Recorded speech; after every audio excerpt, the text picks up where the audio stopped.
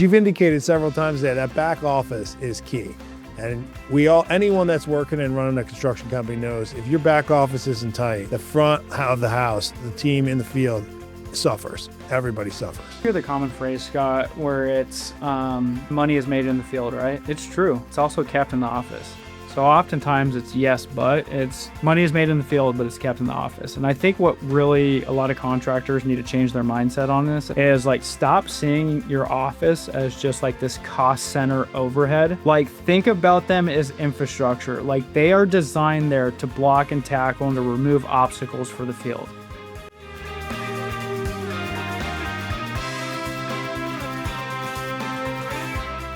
Welcome, everybody, to the next episode of the Mobilization Mindset. My name is Scott Peper, CEO and founder of Mobilization Funding, and today we're going to be talking about how to do your payroll properly and a service that you can use specifically for commercial construction contractors. So you don't have to worry about being part of the dental practice's same payroll system. You don't have to use ADP.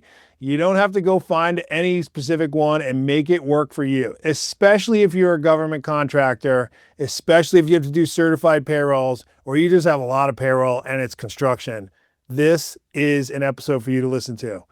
Brek Goin is my guest. He is the CEO and founder of Hammr. Brek, welcome to the show. Thanks for having me on, Scott. I'm going to try to follow that intro to the best of my ability. I like it, man. I like it. Well, tell everybody a payroll company is something people know, but there isn't many payroll companies called Hammr or anything even close. So why is Hammr important for people to understand? What is Hammr? Scott, we're just the boring payroll guys that can't spell our company name right. So we're missing that E. It was an expensive E. But I think on the top level, Scott, we're a unified platform for specialty contractors. We like to call ourselves a platform for field to finance. That's everything. That's payroll, HR, field operations. So in simple sense, anything that happens in the field gets pushed to payroll, and natively we've built compliance in it. So all those fun certified reports that all of us tend to dread can now be done in a click of a button, and you can make a lot more money doing this work. Well, we all know anyone that's doing government contracting, if you don't have your certified payrolls correct, or you have an X missing, a dot missing, or a check box somewhere, you put yourself on a 30-day delay from getting paid, and that can be painful. So how did you get into this business? Tell me a little bit about your background. Let's tell people know, like, why did you decide to be the commercial construction contractor, labor, and payroll company? Yeah. I mean, I was born and raised in this industry, Scott. Like, one thing that I will say is, like, most software people that try to serve construction in the first place have never really stepped foot on a job site. They try to study the industry from a distance, then they're air conditioned, Ivy League school and everything. And then they try to tell contractors how to run their business. That is like the furthest thing from kind of how we got started and everything. I would say for my background, I grew up in this industry. Like my grandfather had his logging company, worked with him on heavy equipment. That was like the cool shit to me ever. Sorry if I'm not allowed to curse on here, but the passion comes out. But my dad ran a subcontracting drywall company. And so for me, like, I had spent most of my entire life around job sites, working with crews. But it was only till like later in my life where I really started to see a lot of the stress from running a contracting company. Like, personally, for my family, especially like as I got older, my dad's company, the drywall subcontracting company, a lot of his nights were just paperwork. He was running his company out of a briefcase, Scott. Nights, Yeah. evenings. I mean, a lot of his work was just paper and fax machines. And so I witnessed a lot of that just being run off the kitchen table. So I think for us, like, how we got started into it, like, I remember within the family company driving around, delivering paper checks, waiting in Safeway parking lots for the guys to pick up their checks, hiding it in equipment. Scott, there's only so many places that you can hide paper checks and pieces of equipment. Especially those hard checks, man. People forget that Yeah. ACH and just electronic payment has not been around forever. No. So I really just kind of recalled a lot of my dad just trying to hold the business together. But for me, like I'd spent even before Hammr, like I'd spent my entire life and then even some of my early professional life in the construction space. I was doing a lot of social media marketing and brand building for product manufacturers like James Hardy, Gel Win, a lot of these folks.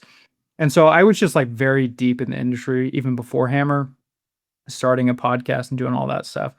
But I think what like really kicked it off is, I had met so many different contractors in this industry, stayed very, very close to them. But I think like the light bulb moment was kind of like actually similar to your background, Scott, with condo and everything, like you'd mentioned on our Mhm. podcast.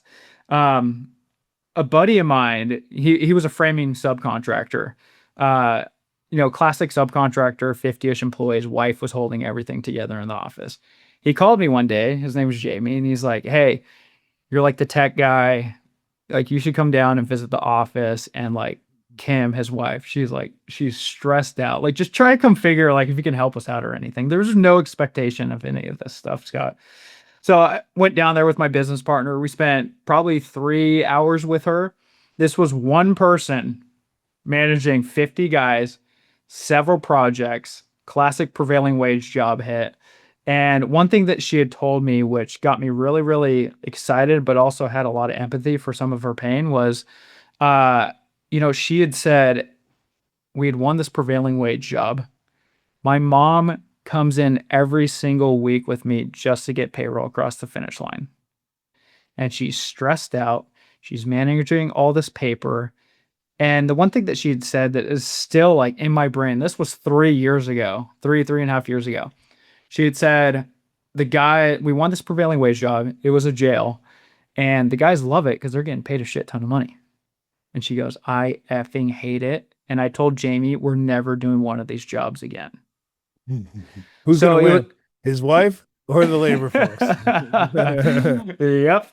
And so the reality that we saw, like we just started looking around. Like this wasn't, hey, we're gonna come down there and we're gonna figure out something to build. It was now of, hey, do other Kims have this problem? Is this truly a thing, or is it just, they landed this job and they're just trying to figure out and get into the motion?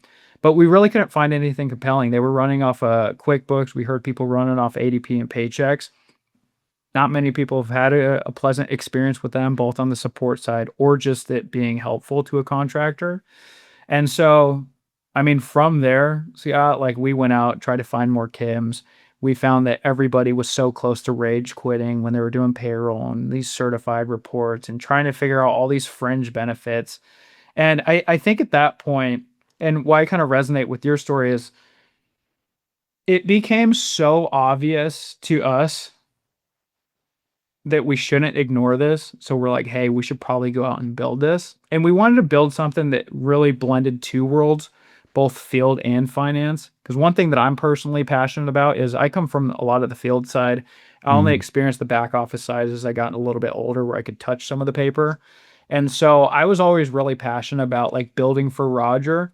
And Roger is this guy that was a drywall hanger in my family's company. The guy that refused to use a drywall lift to actually hang the drywall on a ceiling. This is like, put it up one hand, zoom, zoom, zoom, zoom, zoom. And I was like, we need to build something that can pass the Roger test and then also make the Kims of the world really, really happy. And so we just didn't really find anything that was that compelling. And I've always found that a lot of these contractors in this space are they've just inherited old like 1997 software that's fits the dental office and then they shoehorn it for a contractor, or Yeah. they're just running on like 5, 10 different things where it's like, your tools are not really helping you grow.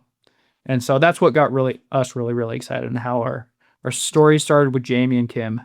I love it. Find a problem, create a solution, and then see how many people are your solution works for. Mm-hmm. And if Mm-hmm. obviously it's good, people are going to adapt it because what you tackled, the problem you tackled is a big one. It's a real problem. It takes a lot of effort, and not just for Kim, but even a payroll team. It's a lot. If you're doing regular payrolls and all of a sudden you have a prevailing wage job, or you have certified payrolls, or you're starting to do a bonded job and you got to have certified Yes. payrolls or Davis Bacon wages. There's a few things. One, it's a lot of work, but two, there's a hell of a lot of risk attached to it too. Because you screw one of those things up, you can have some real damages and pain legally too. So having a solution that you can count on to take care of that is real.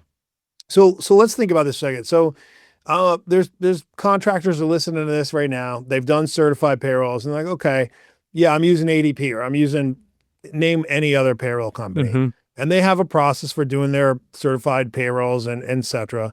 But what is exactly I do want a solution, but okay, Hammr sounds great. I'm listening to this podcast. Brek, you seem like a great guy. I've talked around. I can see that I'm not the first company that's going to be using you either. You got plenty of customers. I go to plug into you. What kind of experience would I expect? Like what is going to happen? Like what do I have to deliver to you that's different than what I'm doing all on my own? Yeah, I mean, there's a variety of differences, Scott. Like, there's a variety of maybe you got a back office superhero that is manually doing all their certified payroll reports, working with LCP tracker and manually plugging those things in. You can do that in a click, and your payroll admin can actually take a vacation. So that's an impact. I think the ultimate impact too, I don't want to get into like features and everything because I don't want to bore the audience today, but I think a lot of the impact is everything that touches the field is going to streamline and bolt in directly to the payroll system. So like for us, like one thing that I will say, like we're a payroll company at our core. So we're not just like a certified payroll company where you're taking all your paychecks or your ADP or other information, plugging it into getting a certified payroll report. We do all of that natively. Like everybody that is using our system has a complete field to finance workflow where guys are actually in our system running their entire operations from tracking their time, viewing their PTO, doing their daily reports because all those GCs want their paperwork, to the payroll admins being able to process payroll to generate certifieds out of our system and to do it at like a state, local, and federal level too. So that's everything from their WH347 to any labor reporting software they're utilizing. Oftentimes we come across a lot of contractors that are mandated to use something like an LCB tracker. They'll get reports directly out of Hammr and it maps directly into LCB tracker. So That's now awesome. like their old reality was you got all this human intervention at every single stage, massaging all this data. Now it's natively out of their payroll system. So you've pointed out GCs are also dealing with like massive amounts of paperwork and documentation, Mhm. every single day.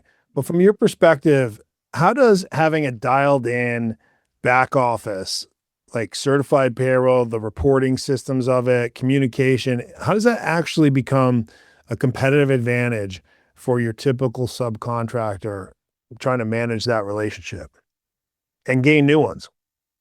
Well, I would say like for dialed in back office, this is going to be the difference between winning and losing jobs and winning your jobs that competitors just can't touch.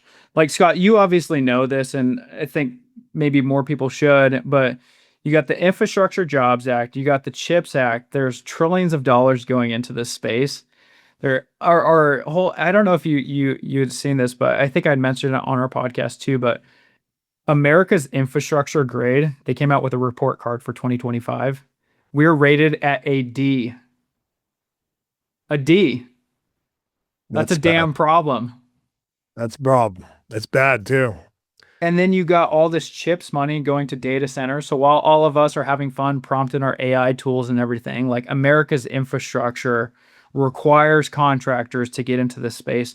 It's super, super lucrative. However, it comes with a cost. There's a shit ton of landmines in this space.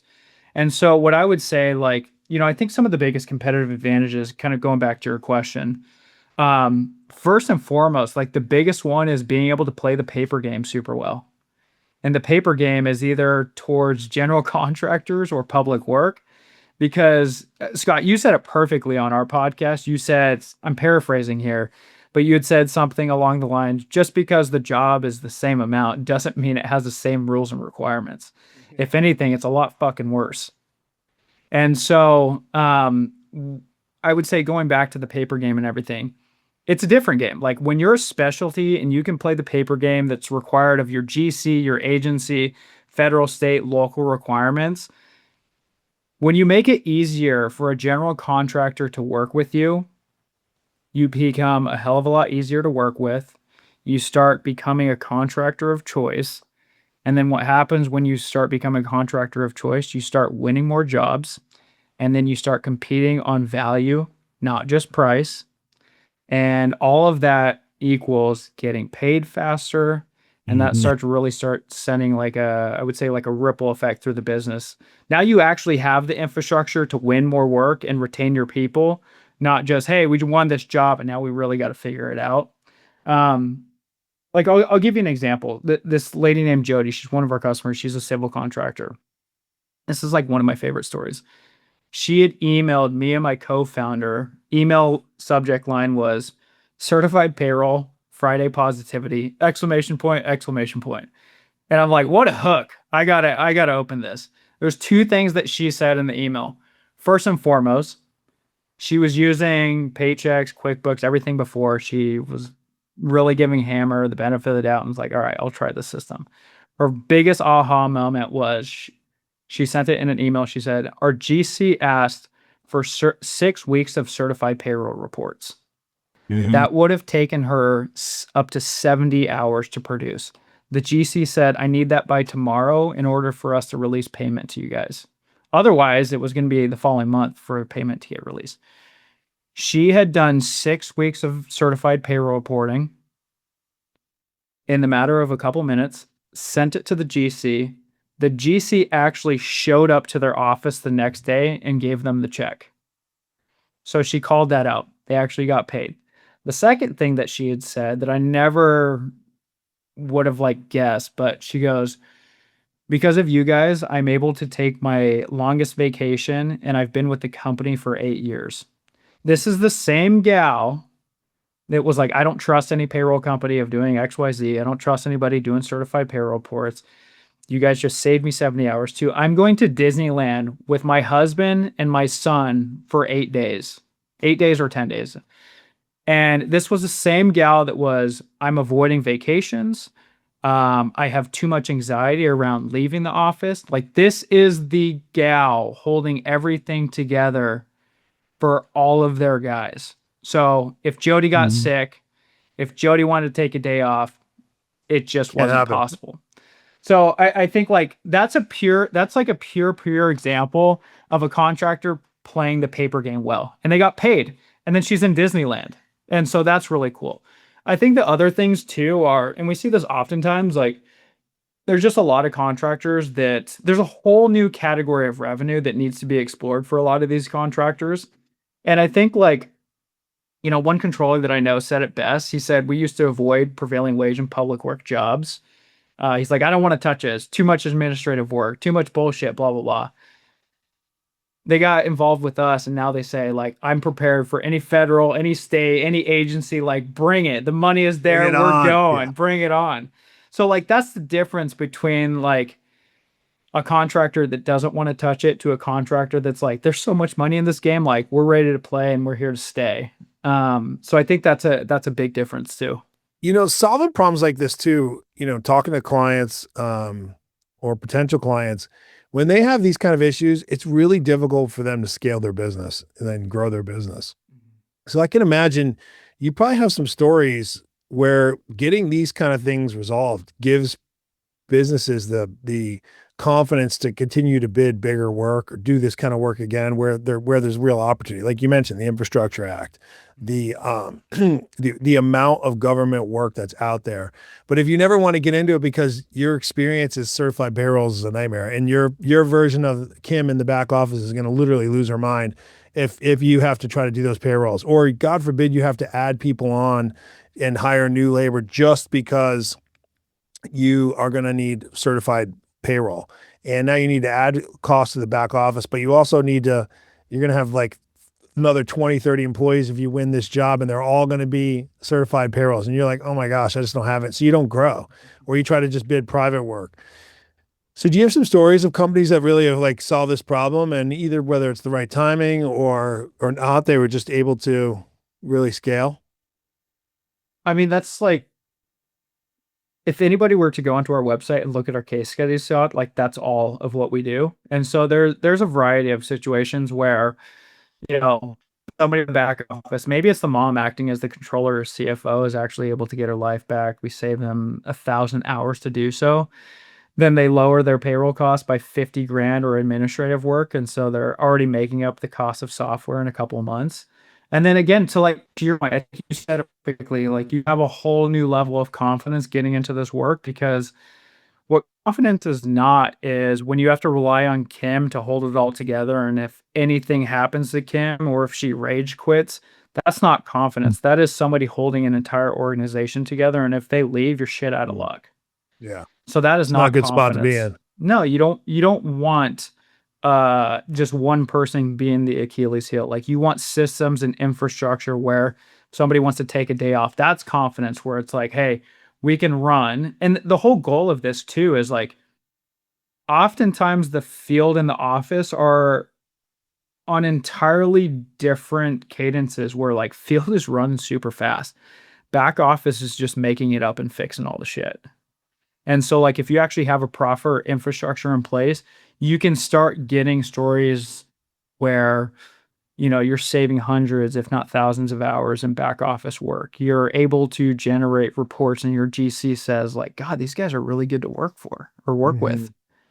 And that's like, yeah, Especially getting them whoa. into the formats they have to be in. That's the Oh, key. yeah. Because it's only they're certified in the version that you think is needed. There might be a specific state. There could be specific Yeah. other issues that can need to be included or excluded. Mhm. And formatting needs per job, per government agency, per city, state, county. I mean, there's a lot. Your Mhm. bonding company is going to look for certain things sometimes Mhm. too. So being able to have a one system that you can interface with while you're doing your payroll that then can extrapolate that data and put it into the format Mhm. functionality and also be compliant to whoever your customer is and the types of projects and city, state, county, municipalities. That's a real advantage in a business, Yeah. especially if you're doing payroll already and you have payroll company already. You might as well have that service attached to it. Yeah. Like sometimes you can get like a federal format of some of these, but like states don't care. I mean, we have so many different state forms, like they're all similar data, different formats, so on and so forth. Like we even have some contractors that are working with like an Indian reservation and they need a different format. It's like these Mhm. all kind of like niche different reports that these contractors need out of a system so that they're not having to resort to like Adobe Acrobat to like massage the data and create a format that they can send. So all of these to kind of like back to your guys' value prop at mobilization funding, all of this like helps unlock some of that cash flow. Like in the case that I mentioned about Jody, I mean, that would have been another month if she didn't have 70 hours of reports. And then that additional month would have been in total 10 weeks of certified reports that now she needs to make up for the next one. And so like it doesn't get better. And just Mhm. because like you want a public work project or you want a bigger job, no more jobs, no more one bigger job helps alleviate the pain. The pain is still going to be there. It's the infrastructure that alleviates it. Yeah. So tell me about the journey you've had with Hammr since starting it, growing it, scaling the business yourself. How did you guys start and how are you doing now?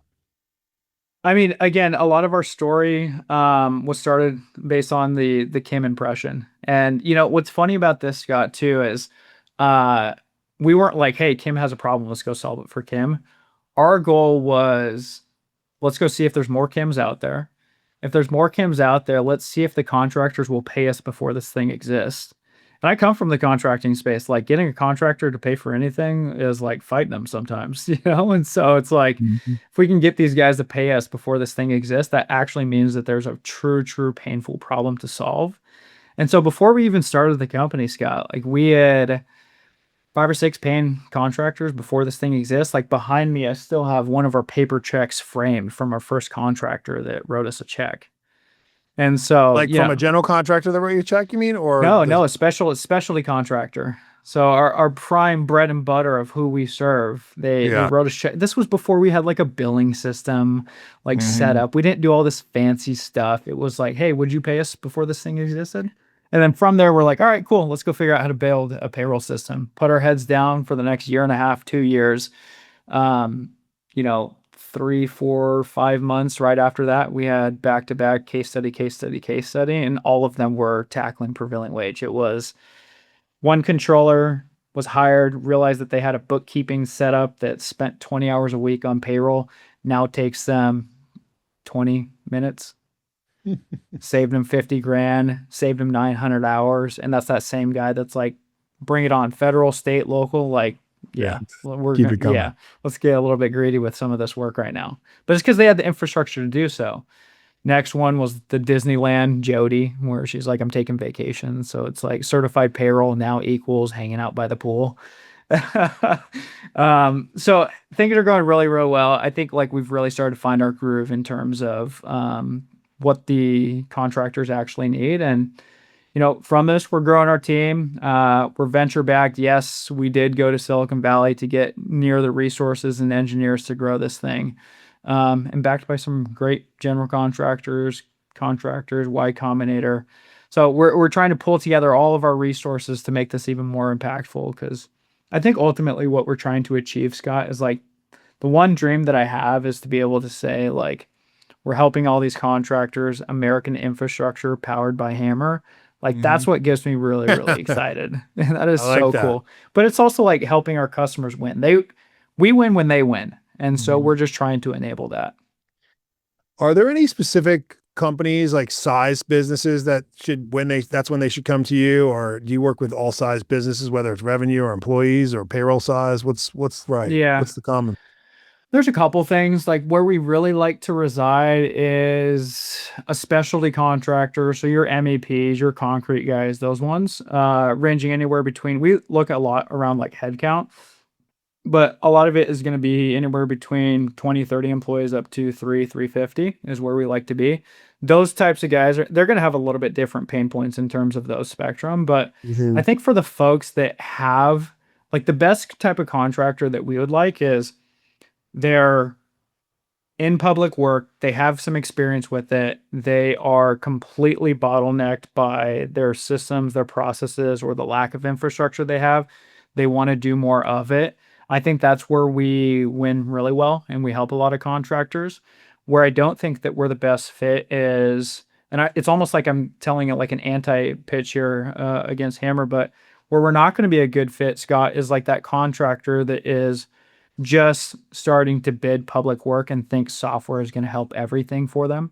Yeah. Like you got to have the right people in the seats. And software is there to automate a lot of the heavy lifting. And what I often say is if you can't reconcile your numbers correctly, you shouldn't be automating them away. I mean, And I agree. I think once you automate, if you have a faulty system or process, you need to fix it. And the way to fix it and make it efficient is to do it, use it manually, Hmm. master it, get it tight. Because once you automate that system, which you should do, but you should do it last. To your point, once you automate it, you're pouring concrete around it. So you don't want to have to figure Hmm. out a new thing you need to do, and all of a sudden I want to pull this up again, and we need to tweak this process not right, and now you got to chip up all the concrete and then get to the steps and then reconcrete it again. That's just a mess. Everybody knows that. Not to use a construction analogy, but I think everybody knows my intention there. So I couldn't agree with you more. And I think I no, could see now the value you could add is it could for sure be seen when you've done your own set of manual certified payrolls. yeah, yeah. You don't want to automate those things away because it's still some point you need human intervention. Like I'm not the software guy coming onto this podcast with you, Scott, and saying like, "Hey, we're taking away payroll jobs and we're gonna talk about all Mm. these buzzwords and AI." There's still going to be human intervention because Yeah. you are directly interfacing with, an agency, a contractor, rates that were sent to you that's not published anywhere. It comes in on a PDF, and so all of those jobs are still going to exist. I would say the pain points are going to be different across those contractors of that spectrum. The 20 Mhm. to 30 to 50 contractor, it's, they're running on some generic system that's made for a dental office. They're setting up projects as departments within their ADP system that makes no sense to job costing and doesn't unlock the field. When you start getting a little bit bigger, it's a couple things. They're running on a disjointed stack that doesn't work, or when they start getting above 50, 100 employees and they start getting really, really smart about how they want to maximize their fringe benefits. And what I mean by that is when you pay cash fringe is easy. You just pay it on the paycheck. But it's also you're susceptible to all these payroll taxes. So you're inflating your costs. So now it's like eating the margin. So when they start to get really smart about this, it's if we're already offering benefits, why are we paying this on the check? Why can't we route it to like a bona fide trust plan where it's let's start lowering our payroll taxes and let's not put it on the paycheck. And now you're saving your payroll tax. Now you're saving $2, $3, $4 per hour per worker across your entire workforce.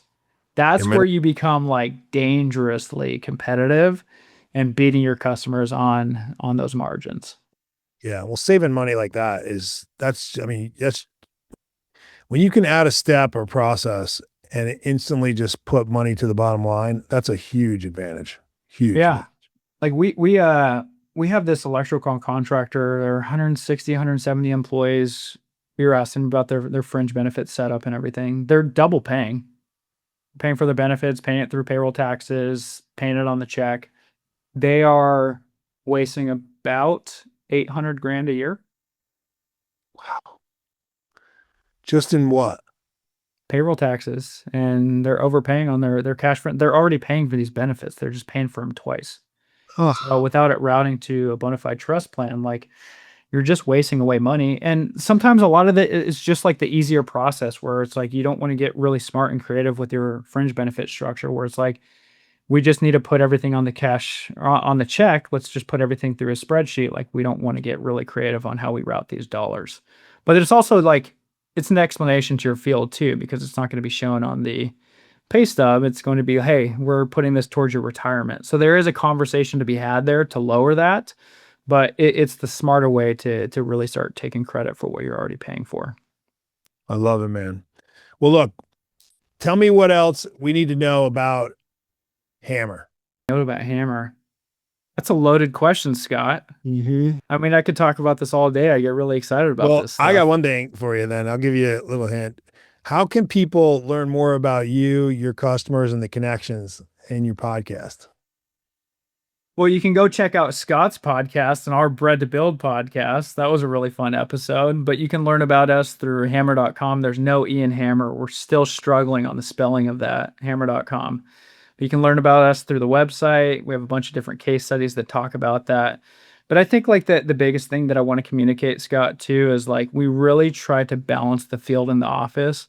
Oftentimes when you come across these contractors, it's like this sibling rivalry where it's like, hey, management got something really good for the office and the accountants and the payroll team. And you roll it out to the field and they want to throw their iPad and their phone across the room because it doesn't work for them. I think that's really the difference that we bring to the table is, and this is not a pitch, it's just the reality of like, don't get tools that free up one team and not the other. Like, Mhm. get people rowing in the same motion so this work becomes easier. Otherwise, like one of them is going to become the bottleneck or the Achilles heel.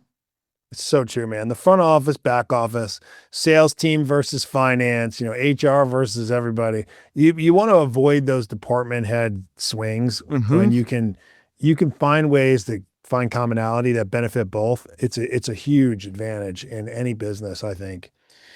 So the podcast is called the Mobilization Mindset for a reason, okay? Mhm. So construction has always celebrated the foreman, the crew members, Mm, people in the field, the beautiful work that's done, mhm, and all rightfully so. But as you've indicated several times today, that back office is key. And anyone that's working and running a construction company knows if your back office isn't tight, the front of the house, the team in the field suffers. Everybody suffers. So, what is one mindset shift that you would recommend if to folks listening today that would really help them walk away with the right knowledge of how they can combine that back office and front office to be on the same team and finding those systems that support both? I mean, you hear the common phrase, Scott, where it's money is made in the field, right? mhm, It's true.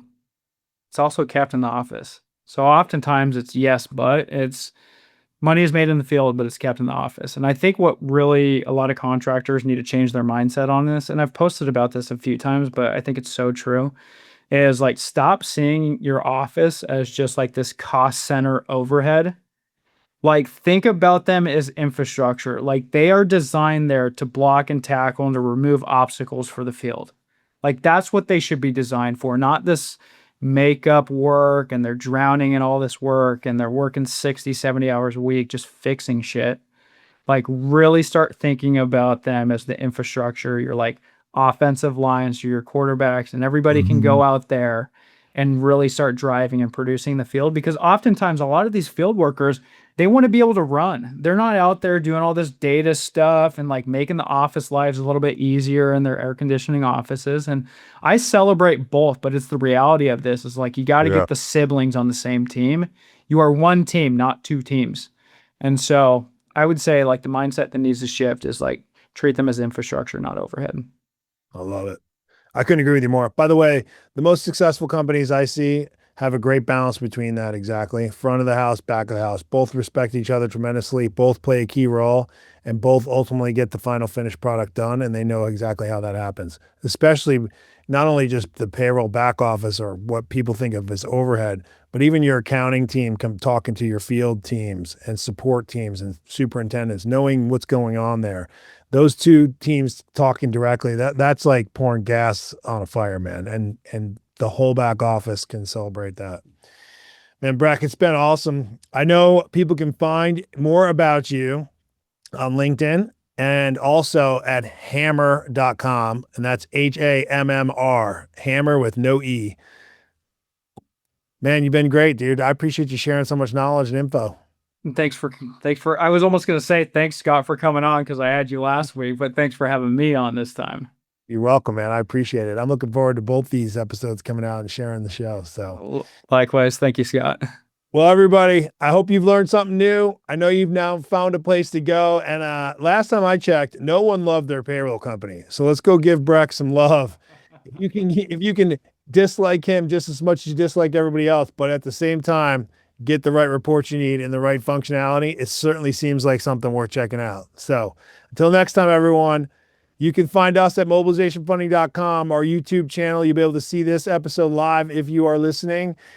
We also have lots of great content on our Mobilization Funding YouTube channel and website. Take care, everyone. Have a great week, and may God bless you.